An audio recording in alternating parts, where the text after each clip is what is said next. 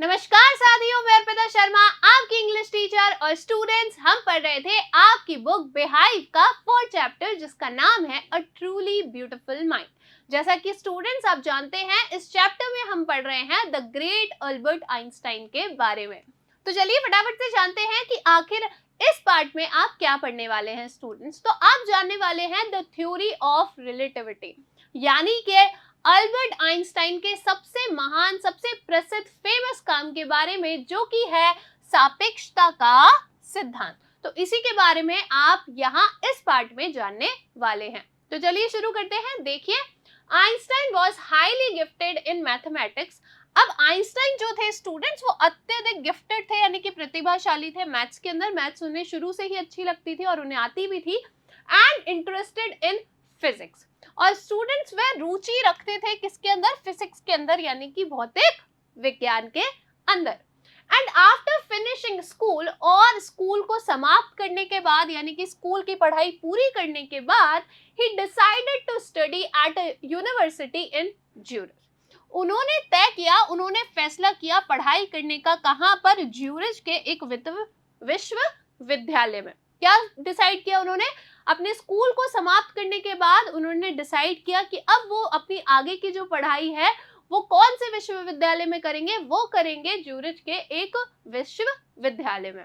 आगे देखिए, but science was not the only thing that appealed to the dashing young man with the walrus moustache. अब केवल student science ही ऐसी नहीं थी जो कि इस सुंदर से यंग नौजवान मैन को क्या लगी थी? अच्छी लगी थी। जो ये यंग नौजवान से जो लड़के थे, आदमी थे, जिनकी आइंस्टाइन के बारे में बात हो रही है, उनकी मूछें कैसी थी? उन स्टूडेंट्स, उनकी मूछें थी घनी। देखिए, वॉलरस आप जानते हैं इस प्रकार का एक एनिमल होता है, और वॉलरस मस्टच क्या होती है? जिनकी इस प्रकार से क्या होती है? घनी मूछें होती है, यही शेप और इस प्रकार से घनी मूछें। तो केवल साइंस ही ऐसी नहीं थी जो कि इस सुंदर से घनी मूछ वाले यंगस्टर, यानी कि नौजवान को क्या लगी थी? अच्छी लगी थी, यानी कि अच्छी लगती थी। तो देखिए, उन्हें और क्या अच्छा लगा था, और उनकी किस में रुचि थी? He also felt a special interest in a fellow student. उन्होंने महसूस किया था एक खास रुचि एक साथी स्टूडेंट में, एक साथी विद्यार्थी में भी उन्हें क्या आ गई थी? रुचि आ गई थी, जिनका नाम क्या था स्टूडेंट? जिनका नाम था Mileva Maric, whom he found to be a clever creature, जिन्हें उन्होंने कैसा पाया था? एक चतुर, एक चालाक प्राणी पाया था, क्रिएचर पाया था। यानी कि अब मिलेवा जो थी स्टूडेंट्स, उन्हें काफी अच्छे, मतलब आइंस्टाइन को वो काफी अच्छी लगी थी, और वे पढ़ाई में भी काफी अच्छी थी। तो वह उन्हें क्या कहते थे? क्लेवर क्रिएचर समझते थे, यानी कि ऐसा मानते थे कि वह क्या है? काफी ज्यादा चतुर है, चतुर प्राणी है। आगे देखिए, this young serf had come to Switzerland because the university in Zurich was one of the few in Europe where women could get degrees. अब this young किसके लिए आया है? मिलेवा के लिए आया है। तो मिलेवा जो थी स्टूडेंट्स, सर्ब किनके लिए आता है? जो सर्बिया में रहते हैं। तो वो सर्बिया में रहती थी मिलेवा। तो ये जो जवान सर्बिया से आई हुई लड़की थी, यानी कि जो मिलेवा थी, वो स्विट्जरलैंड आई थी। क्यों आई थी? क्या कारण था उनके स्विट्जरलैंड आने का?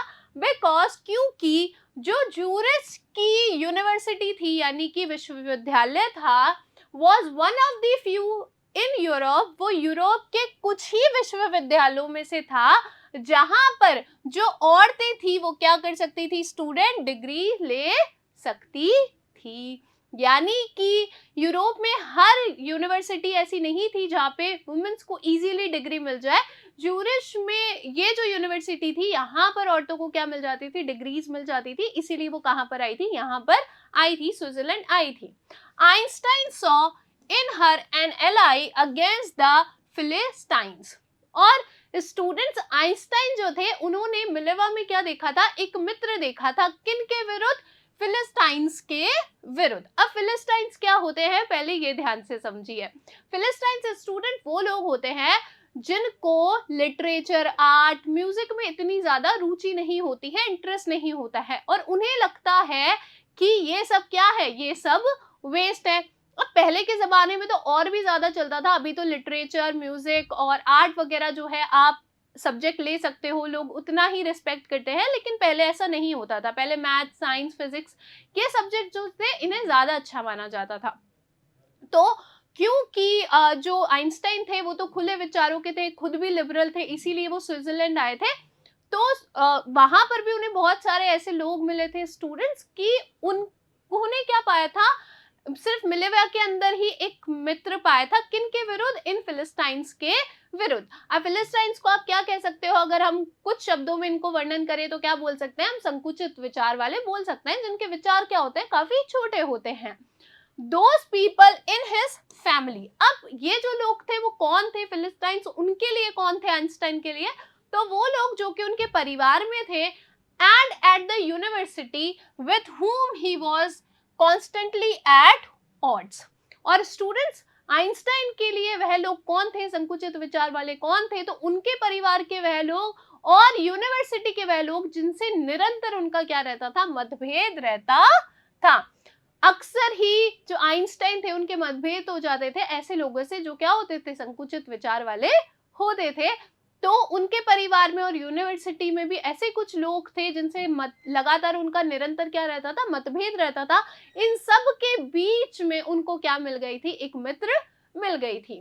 The couple fail in love, और ये जो जोड़ा था, ये जो कपल था, आइंस्टाइन और मिलेवा, ये प्रेम में पड़ गए, प्यार में पड़ गए। Letter survive in which they put their affection into words, और उनके जो लेटर्स थे, स्टूडेंट एक दूसरे को जो लेटर्स लिखते थे, वो जो पत्र थे, उन्होंने क्या किया, वह जीवित रहे, उन्होंने सरवाइव किया, जिसके अंदर की आइंस्टाइन और मिलेवा ने क्या किया था, अफेक्शन यानी कि स्नेह को शब्दों में उतारा था। आप अपनी फीलिंग्स अगर किसी को लिख रहे हो तो आप क्या कर रहे हो कि आप अपने अफेक्शन को, अपने प्यार को शब्दों में उतार रहे हो। तो इसी तरीके से उन्होंने क्या किया था, जिसके अंदर, उन पत्रों के अंदर क्या था, अफेक्शन यानी कि स्नेह को शब्दों में उतारा गया था।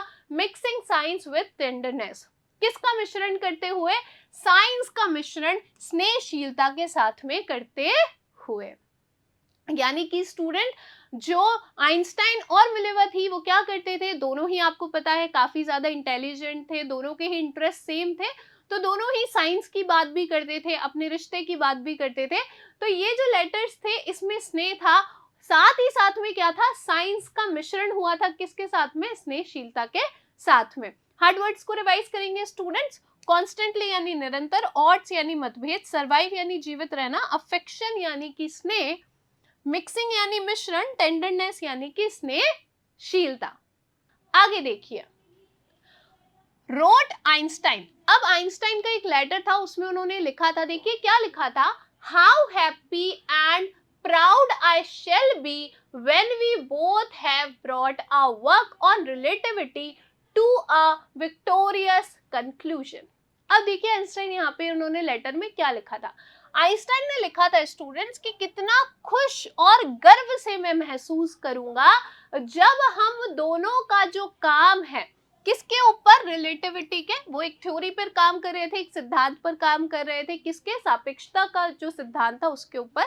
तो वो कह रहे हैं कि मैं कितना ज्यादा खुश होऊंगा, कितना ज्यादा मुझे गर्व होएगा जब हम दोनों का जो काम है, जब हम दोनों का जो काम है रिलेटिविटी पे, वो क्या हो जाएगा, एक विजयपूर्ण निष्कर्ष पर पहुंच जाएगा। विक्टोरियस यानी कि विजयपूर्ण, कंक्लूजन यानी कि निष्कर्ष पे।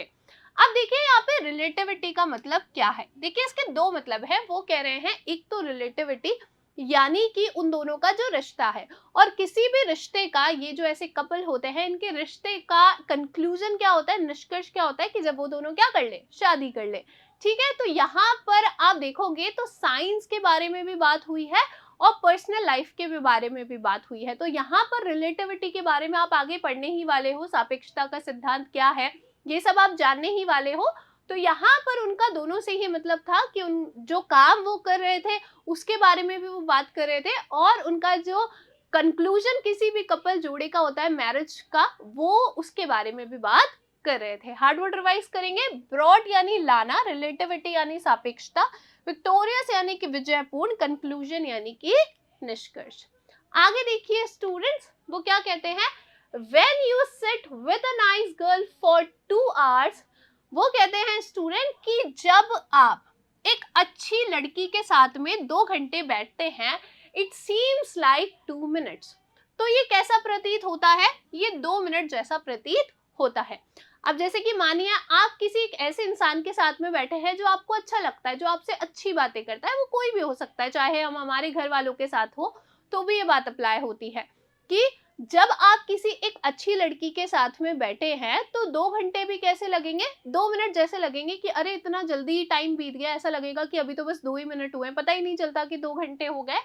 When you sit on a hot stove for 2 minutes, और वे कहते हैं कि जब आप एक गरम स्टोव पर बैठ जाते हैं ना, गरम तवे पर बैठ जाते हैं 2 मिनट के लिए, इट सीम्स लाइक 2 hours, तो वो कैसे प्रतीत होते हैं? वो 2 घंटे जैसे प्रतीत होते हैं। दैट्स रिलेटिविटी, और यही क्या है? यही सापेक्षता है, अल्बर्ट आइंस्टाइन ने लिखा था। अब ये जो लेटर है स्टूडेंट, ये जो इन्होंने बात कही है, ये अपनी थ्योरी के लिए भी कही है और ये इन्होंने अपनी पर्सनल लाइफ के लिए भी कही है, तो आप ये बात ध्यान रखना। क्या कहा है? अपनी पर्सनल लाइफ के लिए भी इन्होंने ये चीज कही है और उनकी जो थ्योरी है उसके लिए भी, कि उन्होंने अपनी थ्योरी जो आप पढ़ने वाले हैं उस पर भी ये बात अप्लाई होती है, और चाहे आप प्यार के बारे में बात करो, स्नेह के बारे में बात करो, तो भी ये जो बात है वो लागू होती है। आगे देखिए students, in 1900 at the age of 21, Albert Einstein was a university graduate and unemployed. अब स्टूडेंट्स 1900 तक जब अल्बर्ट आइंस्टाइन कितने उम्र के थे? 21 साल के थे, तो वह विश्वविद्यालय से ग्रेजुएट थे यानी कि स्नातक थे, और क्या थे? अनएम्प्लॉयड थे यानी कि बेरोजगार थे, उनके पास कोई भी काम नहीं था। He worked as a teaching assistant. उन्होंने क्या किया था स्टूडेंट्स? उन्होंने काम किया था, कैसे? उन्होंने काम किया था एक शिक्षण सहायक के रूप में। हार्डवर्ड रिवाइज करते हैं फिर हम आगे पढ़ेंगे। देखिए, ग्रेजुएट यानी कि स्नातक, अनएम्प्लॉयड यानी बेरोजगार, वर्कड यानी कि काम करना, टीचिंग असिस्टेंट यानी कि शिक्षण सहायक। और इन्होंने क्या किया था स्टूडेंट? गेव प्राइवेट लेसन्स, और वे क्या देते थे? प्राइवेट यानी कि निजी पाठ भी देते थे। आपने देखा होगा आपके घर पे भी शायद क्या आते होंगे, कुछ ट्यूशन टीचर्स आते होंगे, तो वो भी क्या करते थे? ऐसे जाके निजी ट्यूशंस जो होते थे, प्राइवेट ट्यूशंस जो होते थे, वो देते थे। And finally secured a job in 1902 as a technical expert in the patent office in Bern. और अंत में स्टूडेंट्स उन्होंने प्राप्त कर लिया, क्या कर लिया? प्राप्त कर लिया एक जॉब को 902 में। अब ध्यान रखना कि 2 साल बाद ही क्या हो गई थी? उनको जॉब मिल गई थी। 1900 तक तो वो 21 साल के थे और अनएम्प्लॉयड थे, बेरोजगार थे, और 1902 में उन्हें क्या मिल गई थी? जॉब मिल गई थी। उन्होंने एक जॉब जो थी वो सिक्योर कर ली थी। कहां पर कर ली थी और क्या उनका काम था? देखिए, as a technical expert, technical यानी कि तकनीकी विशेषज्ञ, तो एक तकनीकी विशेषज्ञ के रूप में एक पेटेंट ऑफिस में इन बर्न में। अब देखिए पेटेंट क्या होता है, आपने देखा होगा, वैसे पेटेंट का हिंदी क्या होता है? एकस अधिकार, किसी भी चीज पर किसी एक ही व्यक्ति का क्या होना? अधिकार होना। जैसे कोई भी बड़ी कंपनी होती है स्टूडेंट्स, तो आपने देखा होगा, मान लीजिए कोई चॉकलेट आप ले लीजिए या फिर आप कोई भी ब्रांड ले लीजिए, बैग ले लीजिए, उन सबके क्या होते हैं? कोई लोगो लगे हुए होते हैं या नाम होते हैं, तो उन सबको वो क्या करा लेते हैं? पेटेंट करा लेते हैं, कि मतलब अब इस नाम पर, इस लोगो पर किसका अधिकार है? उसी कंपनी का, उसी व्यक्ति का अधिकार है, और उसे और कोई भी यूज नहीं कर सकता है। तो ऐसे ही एक पेटेंट ऑफिस में क्या हो गई थी? आइंस्टाइन को तकनीकी विशेषज्ञ के रूप में क्या मिल गई थी? एक जॉब मिल गई थी। While he was supposed to be assessing other people's inventions, अब देखिए कि जब उन्हें करना तो क्या था, कि जब ऐसा माना जाता था कि उन्हें क्या करना चाहिए? आंकलन करना चाहिए दूसरे लोगों के आविष्कारों का। मतलब उनका काम क्या था? कि दूसरे लोग जो भी आविष्कार करेंगे उसका उन्हें आंकलन करना है, क्योंकि वो पेटेंट ऑफिस में थे। ठीक है, तो उन्हें करना तो क्या था कि वे क्या करते थे? जब वे पेटेंट ऑफिस में काम करते थे, while he was supposed to be assessing, कि जब उन्हें क्या करना होता था कि सिर्फ दूसरे लोग जो थे उनके काम का आंकलन करना होता था, उनके आविष्कारों का आंकलन करना होता था। हार्ड वर्ड रिवाइज करेंगे। सिक्योर्ड यानी प्राप्त, टेक्निकल यानी तकनीकी, एक्सपर्ट यानी विशेषज्ञ, पेटेंट यानी कि एक अधिकार, सपोज्ड यानी कि माना, असेसिंग यानी कि आंकलन, इन्वेंशंस यानी कि आविष्कार। Einstein was actually developing his own ideas in secret. तो देखिए उन्हें करना तो क्या होता था कि दूसरे लोग जो होते थे बस उनका जो आविष्कार होता था उसका आंकलन करना होता था, लेकिन स्टूडेंट आइंस्टाइन क्या करते थे, आइंस्टाइन गुप्त में ही यानी कि चुपचाप ही क्या करते थे, उनके जो आइडियाज थे उनको भी क्या करते थे, डेवलप करते थे यानी कि विकसित करते थे। यानी कि वे ऑफिस में भी काम करते थे और उनके मन में जो आइडियाज आते थे, उनकी जो थ्योरीज थी, सिद्धांत थे, वे उस पर भी काम करते थे। He said to have jokingly called his desk drawer at work the Bureau of Theoretical Physics। और स्टूडेंट्स ऐसा माना जाता है कि उन्होंने ऐसा कहा था, ऐसा आज भी कहते हैं लोग, कि उन्होंने मजाक में ही वह क्या कहते थे, उनकी जो मेज की जो दराज थी ना, जहां पर वो काम करते थे, जहां पर वो वर्क करते थे, उनका जो ऑफिस था वहां पर क्या मिली थी, उन्हें एक मेज मिली थी, ठीक है, उसकी जो दराज थी उसे वे क्या कहते थे, उसे वे कहते थे bureau of theoretical physics. Bureau यानी क्या होता है, सूचना केंद्र। क्या कहते थे कि सैद्धांतिक विज्ञान का ये क्या है, एक सूचना केंद्र है, क्योंकि इसी के अंदर उनके क्या होते थे, बहुत सारी थ्योरीज होंगी, बहुत सारे पेपर्स होंगे, तो वो उसे क्या बुलाते थे, ब्यूरो ऑफ थियोरेटिकल फिजिक्स कहते थे। हार्ड वर्ड रिवाइज करेंगे। डेवलपिंग यानी विकसित करना, सीक्रेट यानी कि गुप्त, चुपचाप में, जोकिंगली यानी कि मजाक में, डेस्क यानी मेज, ड्रॉर यानी दराज, ब्यूरो यानी सूचना केंद्र, और थ्योरेटिकल यानी कि सैद्धांतिक। आगे देखिए, one of the famous papers of 1905 was Einstein's special theory of relativity। अब देखिए कि सबसे प्रसिद्ध पेपर 1905 में कौन सा था, आइंस्टाइन का सापेक्षता का सिद्धांत था। अब आप इसके बारे में पढ़ने वाले हैं और बहुत ही ध्यान से इसके बारे में पढ़िएगा। According to which time and distance are not absolute. और जिसके अनुसार, किसके अनुसार स्टूडेंट, इस सापेक्षता के सिद्धांत के अनुसार जो समय है और जो दूरी है वो निश्चित नहीं होती है। क्या था इनका सिद्धांत, इनका सिद्धांत था कि जो समय होती है और जो दूरी होता है ना, वो बिल्कुल भी एब्सोल्यूट नहीं होता है, यानी कि निश्चित नहीं होता, वह बदलता है, ठीक है। अब इस पे उन्होंने एक एग्जाम्पल भी दिया था और वो भी हम जानेंगे, पर उससे पहले हार्ड वर्ड्स को रिवाइज करेंगे। देखिए, फेमस यानी प्रसिद्ध, थ्योरी ऑफ रिलेटिविटी यानी कि सापेक्षता का सिद्धांत, एब्सोल्यूट यानी कि निश्चित।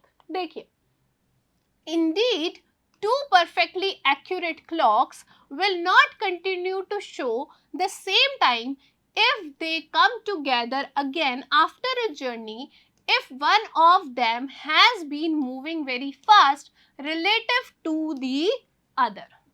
अब देखिए उसके लिए उन्होंने एक एग्जाम्पल भी दिया था, उन्होंने एक बात भी कही थी अपने सिद्धांत को, अपनी थ्योरी को प्रूव करने के लिए। उन्होंने क्या कहा था, देखिए, उन्होंने कहा था कि दो पूरी तरीके से सही चलने वाली जो घड़ियां है ना, अगर आप उन्हें क्या करोगे, अगर आप उन्हें एक जर्नी पर ले जाते हो, ठीक है, आप उन दोनों में क्या कर दो, सेम टाइम लगा दो, ठीक है। यहाँ पर क्या है, दो क्लॉक्स है, इन दो क्लॉक्स में क्या करो, आप कोई सेम टाइम लगा दो। तो उन्होंने क्या कहा, will not continue to show the same time, कि वे दोनों जो हैं वो सेम टाइम नहीं दिखाएंगी, एक जैसा समय नहीं दिखाएंगी, if they come together again after a journey, अगर वो दोनों एक यात्रा के बाद में वापस आती हैं तो। यानी कि आपने इसको पूरा चलाया, इसको पूरा चलाया, आप इसे कहीं ले गए, तो जब आप वापस आओगे ना, तो इन दोनों का जो समय है ना वो सेम नहीं होगा। If one of them has been moving very fast relative to the other, अगर एक जो घड़ी है वो अपेक्षित ही दूसरी घड़ी से क्या हो, ज्यादा तेज भाग रही हो तो। यानी कि वो क्या कहते हैं कि टाइम और डिस्टेंस जो होता है वो एक जैसे नहीं होते हैं, वे अलग अलग हो सकते हैं। हार्ड वर्ड रिवाइज करेंगे। परफेक्टली यानी पूरी तरह से, एक्यूरेट यानी सही, जर्नी यानी यात्रा, रिलेटिव यानी कि अपेक्षित। आगे देखिए, from this followed the world's most famous formula which describe the relationship between mass and energy। अब देखिए, इसी पर बेस, इसी पर, ये जो फॉर्मूला उन्होंने एग्जाम्पल दिया था, इसी सूत्र पर base, from this followed the world's most famous formula, इसी पर क्या है स्टूडेंट, दुनिया का सबसे प्रसिद्ध सूत्र जो है वह क्या है, विच डिस्क्राइब्स द रिलेशनशिप, जो कि वर्णन करता है रिश्ते का, किसके रिश्ते का, बिटवीन मास एंड एनर्जी, द्रव्यमान और ऊर्जा के बीच का रिलेशन जो हमें बताता है। हार्ड वर्ड रिवाइज करेंगे। फॉर्मूला यानी सूत्र, मास यानी द्रव्यमान, एनर्जी यानी कि ऊर्जा। देखिए अब क्या है उनका सूत्र, उनका सूत्र है student E is equals to mc square. अब यहां पर देखते हैं इसको थोड़ा सा कि क्या है E is equals to mc square. देखिए, इन दिस मैथमेटिकल इक्वेशन, इस इक्वेशन के अंदर, इस सूत्र के अंदर student, E stands for energy. E तो किसके लिए आया है, एनर्जी के लिए आया है, यानी कि ऊर्जा के लिए आया है। M फॉर मास, M किसके लिए आया है, द्रव्यमान के लिए आया है। And C for the speed of the light in a vacuum, और जो C है वो किसके लिए आता है, प्रकाश की गति के लिए आता है। और कैसी है प्रकाश की गति, mc स्क्वायर है, यानी कि इसका वर्ग है। तो आप कह सकते हैं कितनी गति है उसकी, 3 लाख किलोमीटर पर सेकंड है। ठीक है, आ गई बात समझ में। तो ये जब आप फिजिक्स पढ़ोगे तो और अच्छे से समझ पाओगे, ये आपके लिए थोड़ा सा इंपॉर्टेंट है, इसे आप अच्छे से याद रखेंगे। आगे देखिए, while Einstein was solving the most difficult problem in physics, जब स्टूडेंट आइंस्टाइन जो थे वो भौतिक विज्ञान की सबसे कठिन जो समस्याएं थे उनको हल कर रहे थे, his private life was unraveling, तो उनकी जो प्राइवेट लाइफ थी, यानी कि उनका जो निजी जीवन था वो कैसा था, सामने उजागर हो रहा था, यानी कि उसमें क्या हो रही थी, बहुत सारी दिक्कतें आ रही थी, वो बहुत ज्यादा खंडित हो रहा था, बिखर रहा था। देखिए क्यों, Albert had wanted to marry Mileva right after finishing his studies. अब क्यों हो रहा था ऐसा, देखिए कि जो अल्बर्ट आइंस्टाइन थे स्टूडेंट्स, वो मिलेवा से स्टडीज, अपनी पढ़ाई पूरी होते ही क्या करना चाहते थे, शादी करना चाहते थे। But his mother was against it, लेकिन आइंस्टाइन की जो मदर थी वह इस शादी के क्या थी, विरुद्ध थी, इसके खिलाफ थी। अब देखते हैं क्यों खिलाफ थी, पर उससे पहले क्या करेंगे, हार्ड वर्ड्स को रिवाइज करेंगे। देखिए, अनरेवलिंग यानी कि उजागर होना या खंडित, फिनिशिंग यानी समाप्ति, अगेंस्ट यानी कि विरुद्ध। देखिए क्यों अगेंस्ट थी वो, she thought Mileva who was 3 years older than her son, वह सोचती थी स्टूडेंट, उन्होंने ऐसा सोचा था कि मिलेवा जो कि क्या है, उनके बेटे से 3 साल बड़ी है, was too old for him, तो वो ऐसा सोचती थी कि मिलेवा जो है उनके बेटे के लिए क्या है, काफी ज्यादा बड़ी है, यानी कि 3 साल का गैप है। और आप जानते होंगे कि पहले क्या होता था, लड़कियों को छोटा हो तो ही अच्छा माना जाता था लड़के से, ठीक है। तो अब वो तो 3 साल बड़ी थी, तो उनकी माँ को लगता था कि ये तो क्या है, मेरे बेटे से काफी ज्यादा बड़ी है, 3 साल बड़ी है। और क्या था उनका कंसर्न, देखिए, she was also bothered by Mileva's intelligence.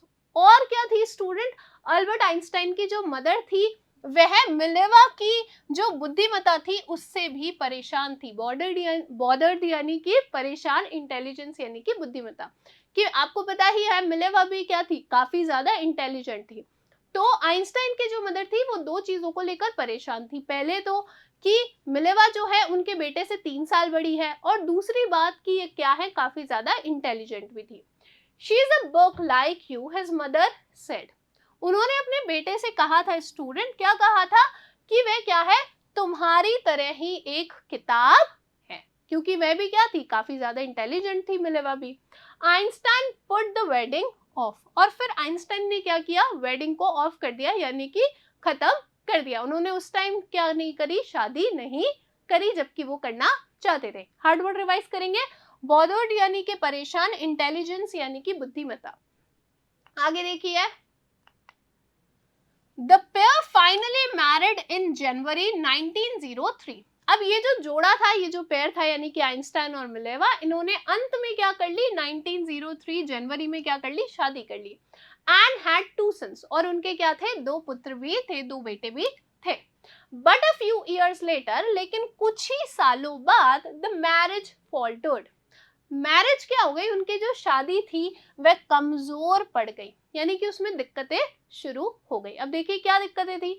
Mileva meanwhile was losing her intellectual ambition, कि स्टूडेंट की शादी में जो थी वो दिक्कतें क्या आ रही थी, देखिए कि मिलेवा जो थी इस दौरान वो क्या हो रही थी, अपनी उनकी खुद की जो बौद्धिक महत्वाकांक्षा थी उसको लूज कर रही थी। यानी कि उन्हें ऐसा लग रहा था कि वह भी काफी ज्यादा इंटेलिजेंट थी, उन्हें भी आगे काम करना था, लेकिन क्या हो रहा था, स्टूडेंट शादी के बाद में जो मिलेवा थी वह अपनी बौद्धिक महत्वाकांक्षाओं को क्या कर रही थी, लूज कर रही थी, यानी कि वह उनसे खोती जा रही थी। हार्ड वर्ड रिवाइज करेंगे, फॉल्टर्ड यानी कि कमजोर पड़ना, मीनवाइल इस दौरान, इंटेलेक्चुअल यानी बौद्धिक, एम्बिशन यानी कि महत्वाकांक्षा। आगे देखिए, and becoming an unhappy housewife, और क्या बन रही थी, एक नाखुश गृहिणी बन रही थी।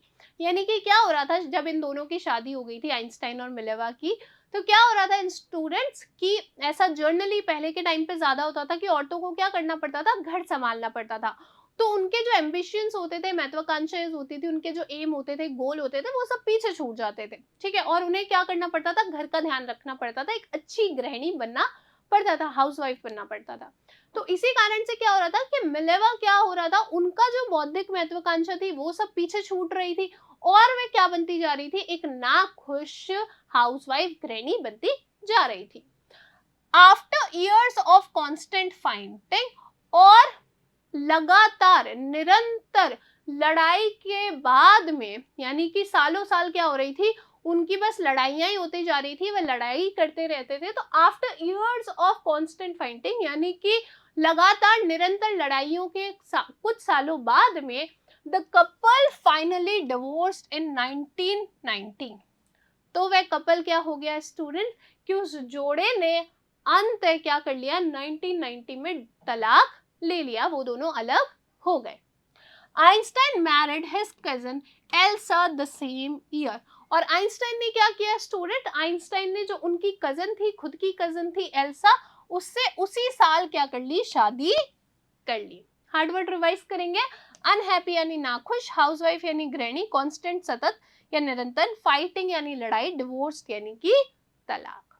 अब स्टूडेंट चलिए जानते हैं कि आखिर हमने इस पार्ट से क्या सीखा है, यानी कि हमारा लर्निंग आउटकम क्या है। देखिए, Einstein academic interest and challenges, हमने सबसे पहले तो क्या जाना है, आइंस्टाइन के एकेडमिक यानी कि जब वह पढ़ते थे तो उनकी किस किस में रुचि थी, और क्या क्या उनके सामने चुनौतियां थी, चैलेंजेस थे। जैसे कि आपको पता है मैथमेटिक्स में तो वो गिफ्टेड ही थे, खुद से पहले से ही प्रतिभाशाली थे, फिर उनको फिजिक्स में भी क्या थी, उनको रुचि थी, इंटरेस्ट था।